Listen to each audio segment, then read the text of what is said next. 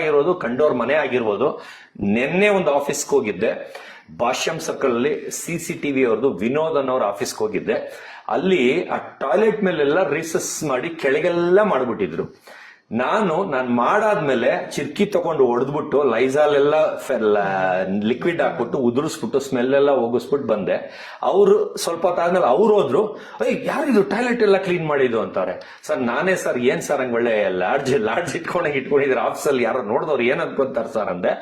ನೀವ್ ಯಾಕೆ ತೊಳಿಯಕ್ ಹೋದ್ರಿ ಅಂದ್ರು. ಸರ್ ನನ್ಗಲ್ಲಿ ಗಲೀಜ್ ಅನ್ನಿಸ್ತು ಸರ್. ನಂಗೆ ಗಲೀಜ್ ಇದ್ರೆ ಇಷ್ಟ ಆಗಲ್ಲ, ಅದಕ್ಕೋಸ್ಕರ ಅಂತ ನಿನ್ನೆ ಅವ್ರ ಆಫೀಸ್ಗೆ ಹೋಗಿ ಕ್ಲೀನ್ ಮಾಡಿ ಬಂದಿದ್ದೀನಿ.